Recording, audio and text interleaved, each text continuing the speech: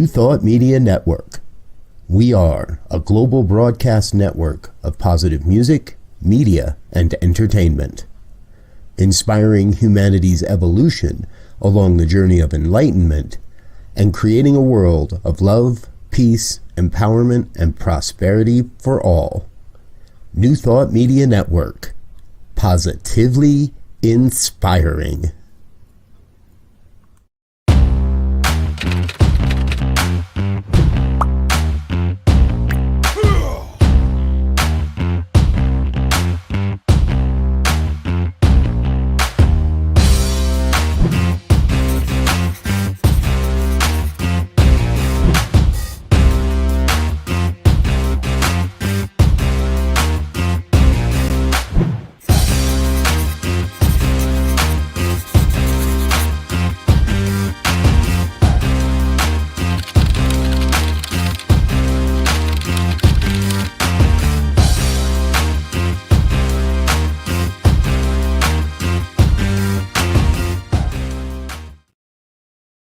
Good morning, and welcome to a Saturday conversation. Happy Memorial Day weekend. I trust everyone is socked in for the weekend and rejuvenating and looking for some great conversation. And today we have just that, some great conversations. Today I'm your host, Rev Z, and we are here today to just put a wrap up on the conversation that's happened the last 2 weekends on physical perfection. And so we're looking to kind of wrap that up and really begin to look at what it really means to have physical perfection. And so we want to say good morning to Shay. How are you? Glad you're here with us this morning. Everybody else, chime in if you feel so inclined. And as we think about this idea of physical perfection, let me adjust my camera here just a little bit. Yeah, there we go. We want to, as we go into this weekend, into the summer, and take that on into the coming year, we want to really look at what that means. And so before we get started, let's start with the prayer. So let's take this moment right now to just anchor in the divine spirit, the infinite intelligence that is in, through, and around all things, that activates and elevates our thoughts, our healing, our mind, our physical body to a level that is divine. And so with that, we just sink into this conversation. We look at this idea of physical perfection and we move forward knowing that all is well and that God is good. And so it is. Amen. And so it is. And so in the last couple of weeks, we've been talking about physical perfection and what we found out, or what has been presented, I'm sure, is that physical perfection is grounded in prayer. It is grounded in prayer because the thought that we create is what activates prayer, what activates physical healing or physical well-being. And so the first thing we want to establish are you are an eternal being now on the pathway of endless unfoldment, never less, but always more yourself.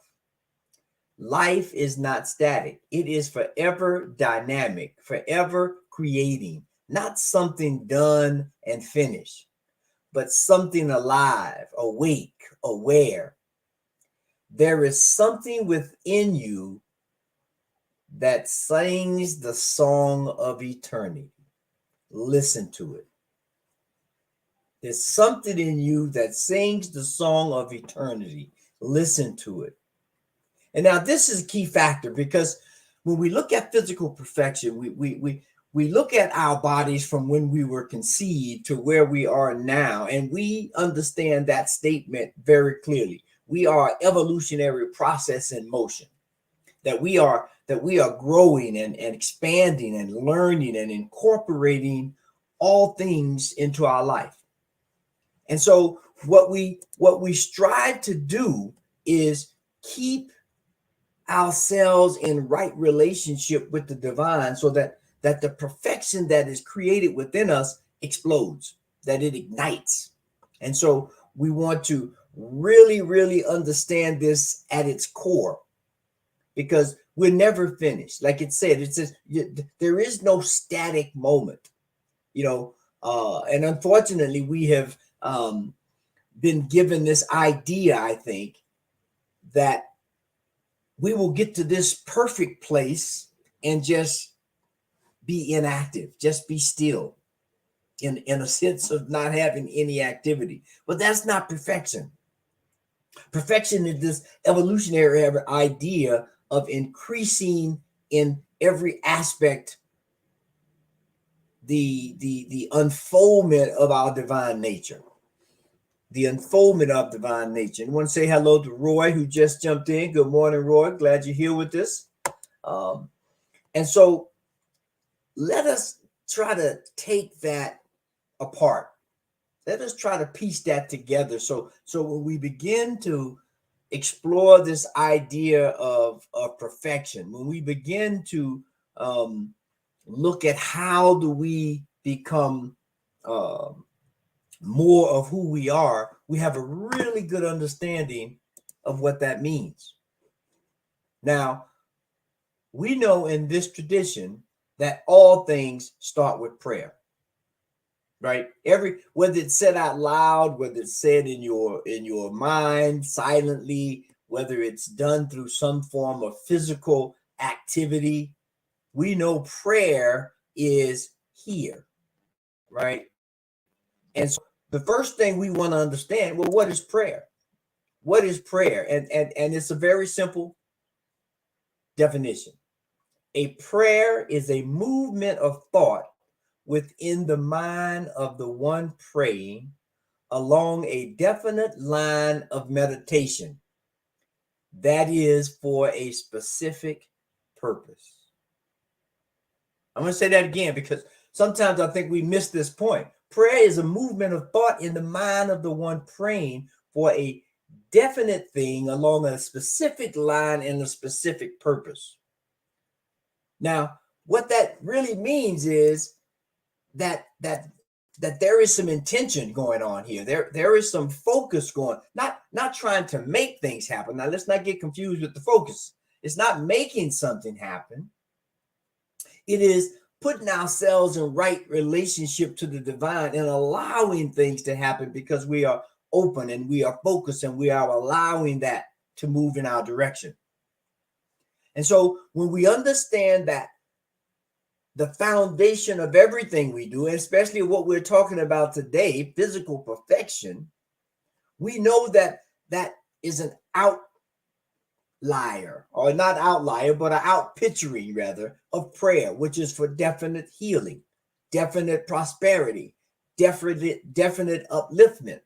And so when we are able to understand that, all else will be added unto it, right? All else will be added unto it. And so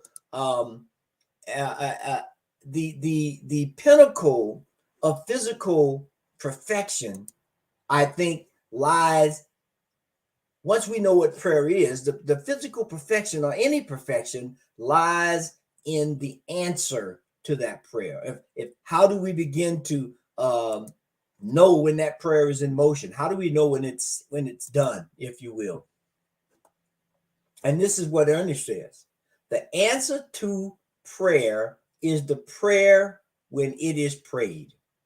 The belief of the one praying sets in motion the law of love, which is the foundational law of the universe.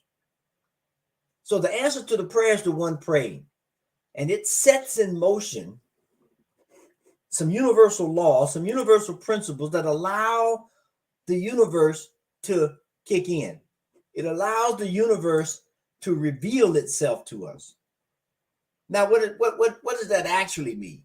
That goes back to what a prayer is: a thought in motion in the mind of the one thinking. So if that prayer is presented, if that meditation is presented, if that dance is presented, if that piece of music that you're playing to activate and create a movement in thought, then the healing and the prayer, the answer is already revealed.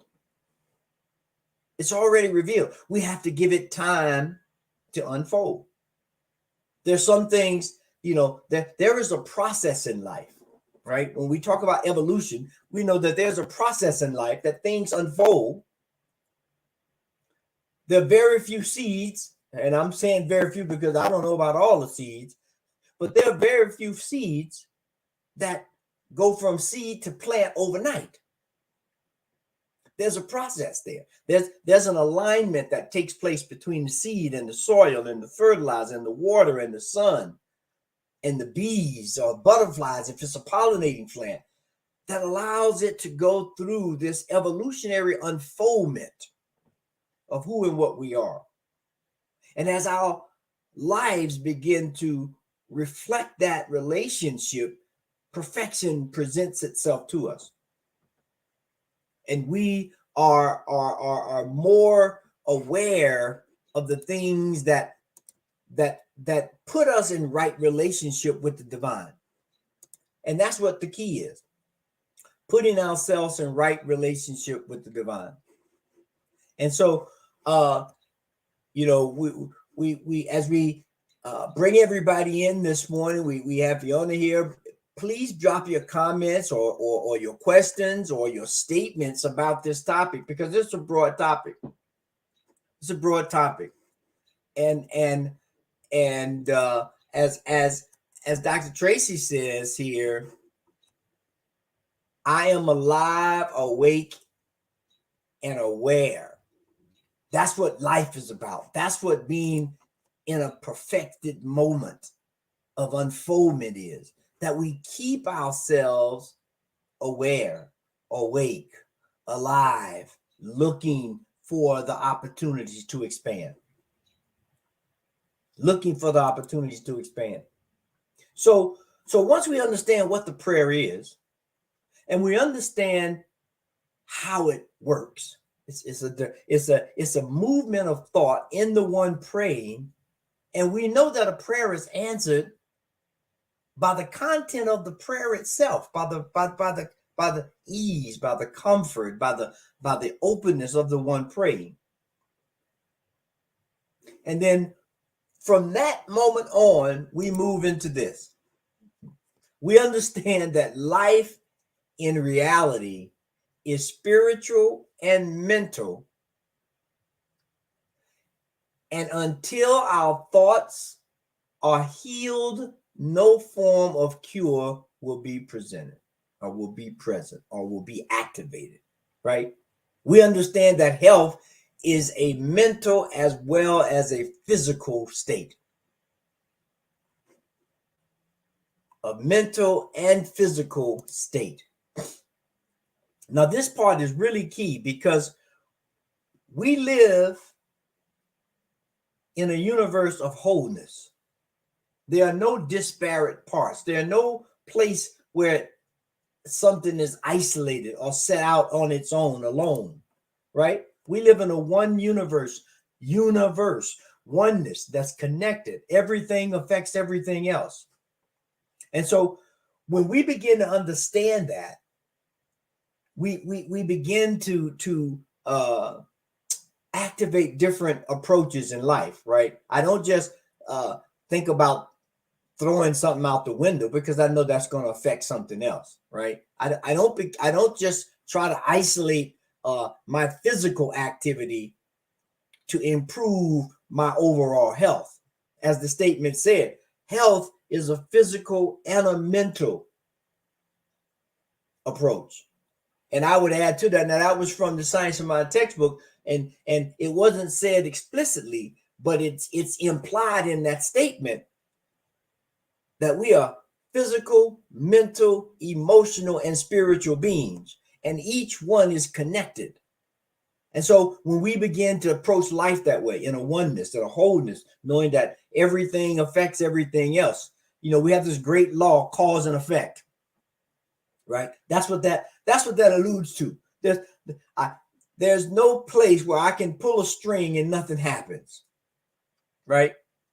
There's no place that I can have a negative thought and it doesn't affect something somewhere, either myself or the person I'm giving a negative thought to, or the atmosphere. Have you ever been in a situation where it's a nice, peaceful, serene kind of environment, and somebody says something or does something that is out of character for that particular time and place, and the whole energy changes, right? And you feel it. It's not like somebody has to tell you and you say, oh yeah, kind of, sort of, but you feel the disruption of the energy flow.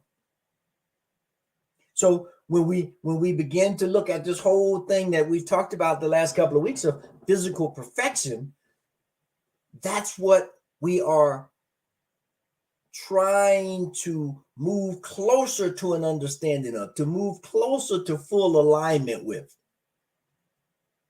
Now, when we look at this throughout history, this idea of healing, whether it's physical, mental, emotional, or spiritual, because we can be out of sorts in all of those. Now we're talking physical specifically, but the principles, when we talk about universal principles, they apply across. We have this law called the law of correspondence. In ancient Egypt, it was called as above, so below, meaning at each level of existence, at each level of understanding, these universal principles apply. They may apply differently because the environment is different, but they still apply, right? They may get a different name, but they're in essence the same thing. And so when we begin to understand that, when we begin to activate principle in our lives, this idea of physical healing or mental healing begins to take place. Now, the next thing, once we understand that there is a physical and mental process, then we want to remember this: we are always causing something to be created.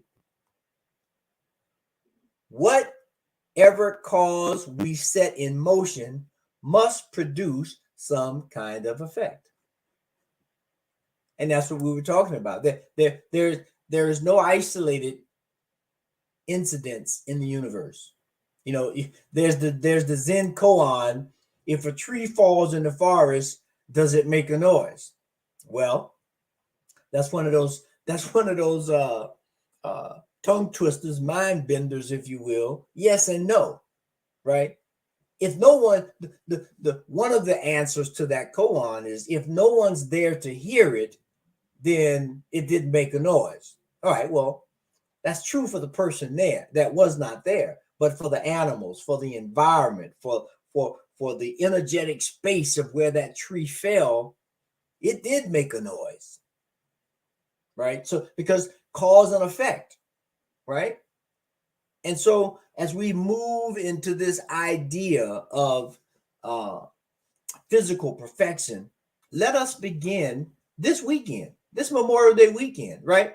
And carry that framework into all holidays.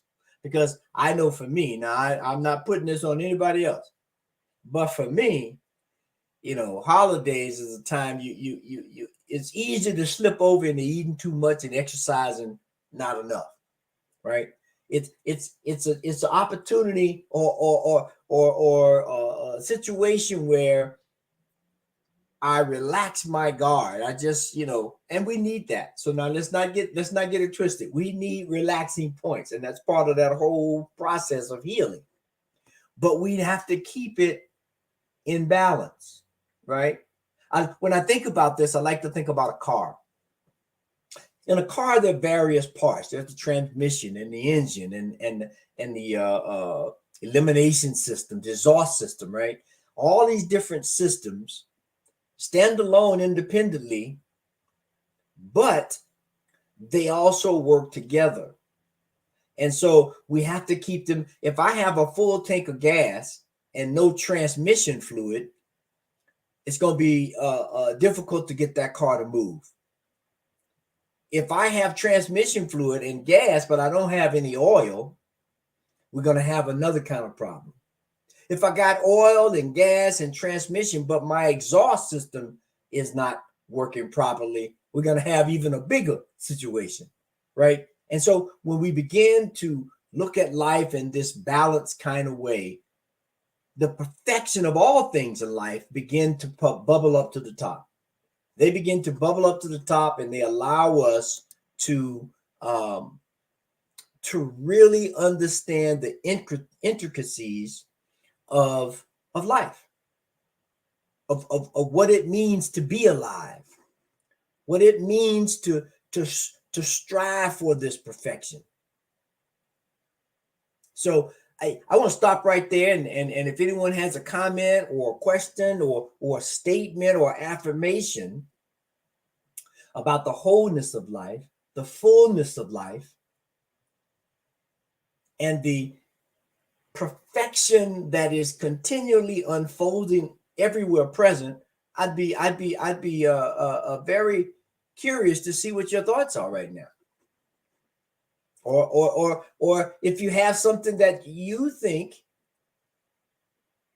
adds some light to this, or needs more explanation, because what these Saturday morning lectures are to do and to be is a point where we have a dialogue, where we begin to exchange ideas and we begin to exchange perspective, right? I mean, we have Fiona over in Geneva. Her perspective is totally different from ours over here in the United States. There's some intersections, but there's some things that happen over there that do not happen here. And so, do we deny them? Does she deny what our environmental situations are? No. We understand they make up the wholeness of life, right? They make up the wholeness of life. And so I love this. Shay is saying this. I was just saying all of this to my good friend Karen, which is reflecting to me the thoughts become things immediately when I'm in alignment. This is absolutely true. This is absolutely true. You can tell when you are in alignment because things happen. And I like to think about driving a stick shift. I don't know how many people drive stick shifts anymore, but if that clutch and the gear shift and the gas are not in perfect alignment, that car is not going to move. It's not going to move, right? And Dr. Tracy says this, related to physical perfection, I am taking your car metaphor and thinking about the different parts of the body. And that's exactly right. That's exactly right. When you go, if you go to a doctor or to a hospital and say, you know, doc, I'm having chest pains. I don't know what's going on. I don't, well, first he might check before you even get there. He might check, is there an air quality problem, right? Is there something wrong with the respiration? Then he's going to start looking at what kind of circulation do you have? Do you have diabetes? Do you have high blood pressure? All these different maladies that might affect certain parts of the body are looked at. And then once they're understood individually, then they're looked at in combination with each other. And then once that's done, then they look at, if they're a real holistic physician, they'll start asking you about your diet, or they'll start asking you about your exercise program, right? Because they understand that for the perfection or the wholeness of who you are is an intricate thing. Just like the intricate parts of our body, as Tracy has said here, the circulatory system, the respiratory system, the elimination system, the neurological system, all of these things work together. And you can't just take one out. You can't just, there are certain parts that are in duplicates that you could. I could live with one lung, be a little different. I could live with one kidney. Only got one heart though. Can't live without, if they take that out, they got to put another one in. or facsimile thereof. So here is what we begin to realize and understand when we talk about perfection. Perfection comes from a thought that's moving, that is evolutionary, that is based on the principle of oneness and wholeness and intersection, all these different words and terms to say the same thing. That we live in a divine universe that is connected and ever unfolding. Ever unfolding. And Shay says this: one must take the holistic approach into their own hands. Now, this is a powerful point right here, because people can assist us, people can point us in the right direction, people can inevitably lend us a helping hand. But for a lasting effect, we have to take ownership of it. We have to take ownership. And if we don't, the results will be fleeting. The results will be fleeting. I mean, look at this. We are limited not by principle, but by our own inability to see perfection. Now, that's a mouthful. We are limited not by principle, meaning principle is not impeded by precedence. And so we have the ability to show the perfection of it by the ability or the inability of how we see the thing. Now, a perfect example of this, I believe, and I use it all the time because I think it points this out. There is a principle of electricity. And mind you, principle is an invisible thing. No one has ever seen electricity. And if you have, please let me know where I can go see it, right? But we do see the effects of electricity, right? Same thing with gravity. There's a principle called gravity. No one has ever seen gravity. We see the results of gravity. And just take it one more further step. No one has ever seen aerodynamics. We've seen the results of aerodynamics. And so when that takes place, we have this ability to understand that statement, right? And so when we talk about principle, there's the principle of electricity. I go back to the beginning. I wanted to give those examples so we have plenty reference points of how this works. There's a principle of electricity, but I can get hydroelectric, thermoelectric, turbine electric. I can get fossil fuel electric, right? Or energy, or electricity. I can create electricity from all those different modalities. They have a lot in common, but each one has a uniqueness to itself based on the substance that it's dealing with. And at the end of the day, electricity is provided.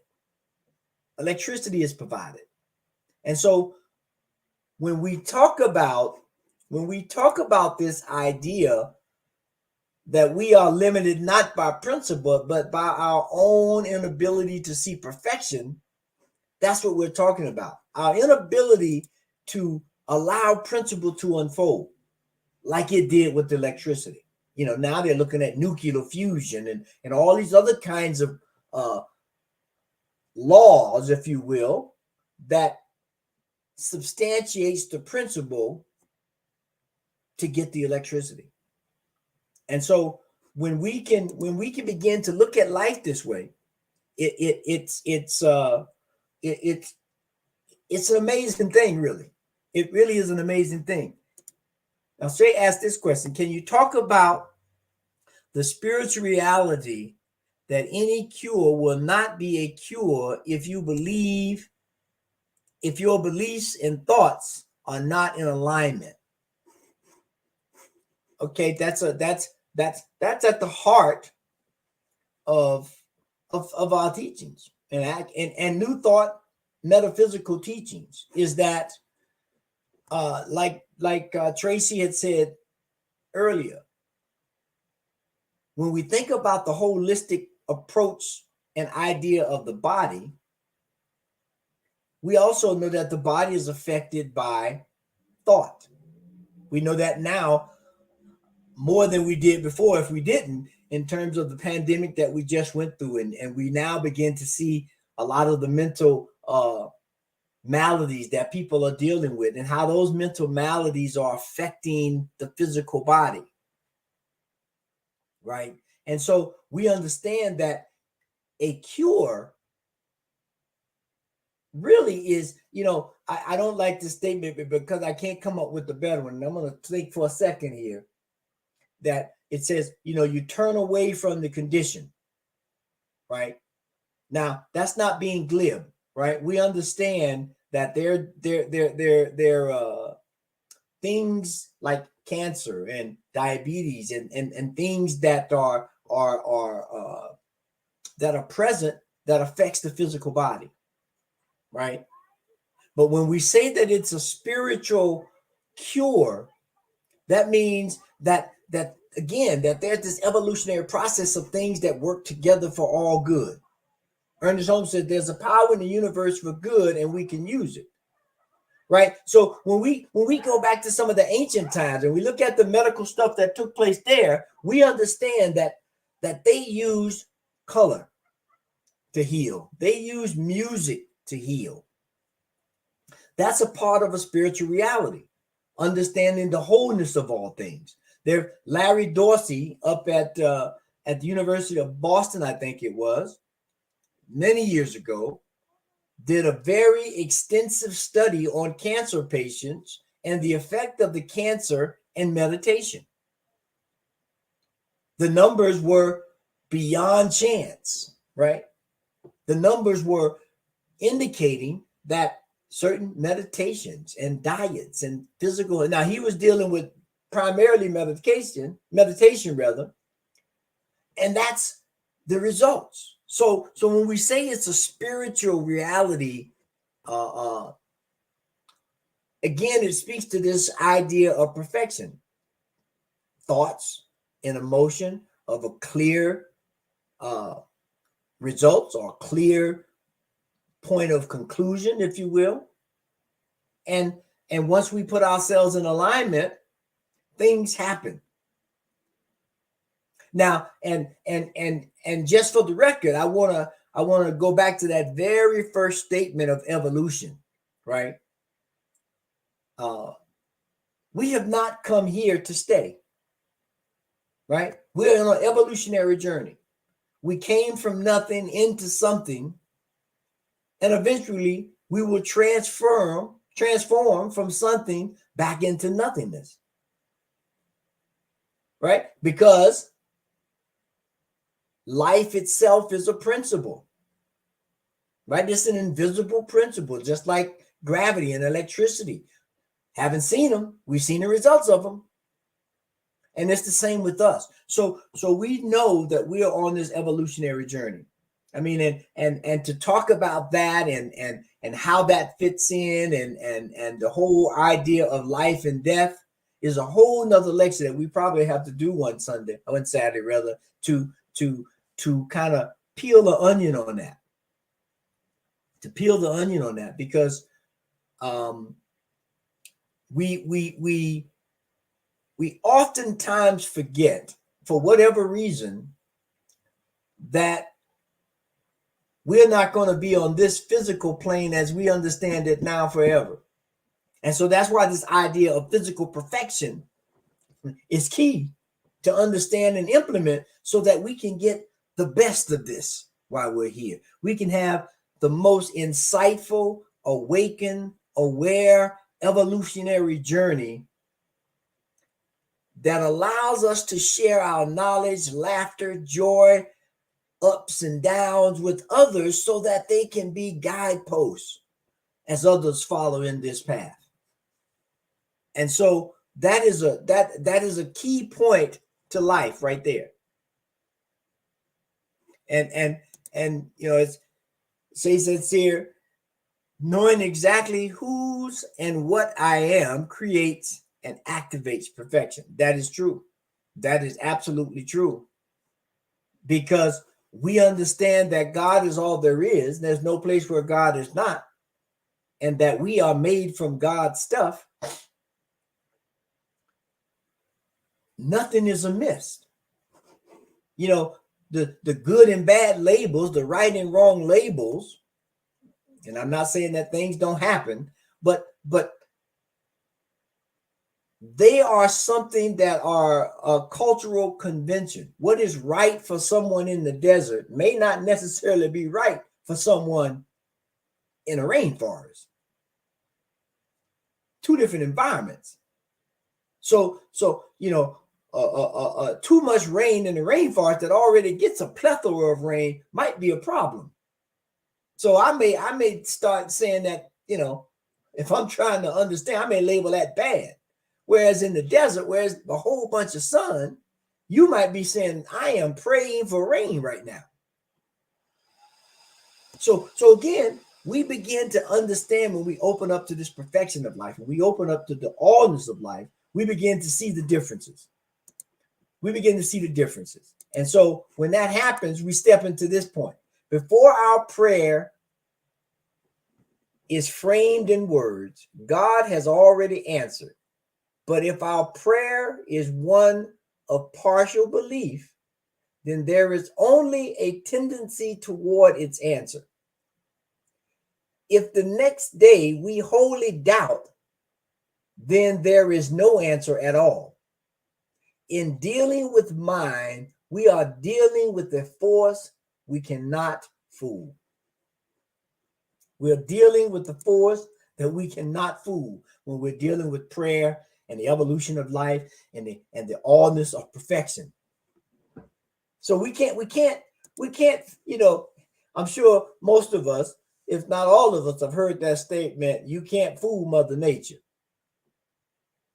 And that's what we're talking about there. And this example is one of the best ones, I think. You can't fool gravity, right? You can't climb up on a tall building and jump out trying to fool gravity, because gravity will take effect, right? You can't fool. But when I think holistically, I can come up with another law that supersedes, or another principle that works better in tangent with gravity. So I put on a parachute, right? And so now I can jump off the building and I don't crash. Or I can use aerodynamics and I can get above gravity and fly in the air. This is how we have to think. That's why this is called religious science. It is an idea of exploring, investigating, and testing things out that are individual. Specifically, in general, is a oneness, right? In terms of we know everybody needs water, but the amounts of water that different people need, or different plants or animals, varies on the unique individuality of that person. So let's begin to know that our answer to our prayer is predicated on our belief. It's predicated on our belief. And so as we begin to kind of bring this to a conclusion for today, I think there are a few things that I want to just kind of summarize and leave with us as a foundation of health and wholeness. And here they are. Prayer is a mental approach to reality. Prayer, faith, and belief are closely related to mental attitudes. That's important. Mental attitudes. Think about the attitudes that you have and how they affect your body, others, your environment. And when we can get this little statement, prayer is a mental approach to reality. Prayer, faith, and belief are closely related mental attitudes. There's that oneness again. All these things work together in alignment. When we can uphold that, here's what happens. We pray with certainty. We trust the principle. We understand how the laws work. We see things as you want them to be. Not that they're not there, But by seeing them the way you want them to be, they begin to transform because you're putting some energy towards it. Just like we transform coal into heat, right? We see it as we want it to be, not as a rock, but as a mechanism to create heat or light, right? And then understand that law is never respective of person. The universe plays no favor. These laws work for everybody. These principles that they are extracted from are universal and available to all. So we wind up with this final affirmation that says, never let anything cause you to doubt your ability to demonstrate the truth. Never let anything cause you to doubt your ability to demonstrate the truth. That's why we're here. To be examples and lights to others by living our life fully as we are. Not trying to, impress anybody, or not trying to get on a TV program or any of that. Those things may happen because we understand the cause and effect. If I'm doing something so well and I'm getting such great results, somebody's going to notice and say, I want to know what he's doing. I want to know what she's doing. If that's the process, if that's the evolutionary process that takes place, then all is well. But if I'm setting out to do that, there's going to be an alignment piece that might get missed, right? Not saying that those things don't happen, because God is possible. God is able to do all things. All things are possible with God. But when we can understand that prayer is a mental approach to reality, and that when we can understand these particular points, we begin to move in a way that our whole life is operating in a perfection that is closely aligned with the divine. And so I think we're just about out of time. So if anyone has any last comments or things that they want to present, please do so now. Thank you so much for your great comments and your interaction today. Join us every Sunday as we try to unfold life, try to unfold this idea called science of mind, religious science, so that we begin to live life with intention, that we begin to live life with an approach that is clear, and that we do it with faith, and that we do it with an opportunity to watch the unfoldment of life get better and better and better. And so with that, I want to thank everyone for being here. We know that there's no place where God is not, and that is included right where each and every one of us are. So right now, we're just going to close with a prayer and activate that energy in our lives.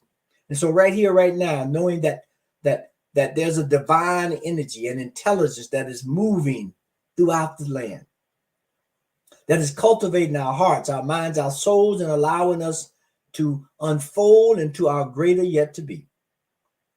We accept it, we know it, and we release it and let it be. And so it is. Amen.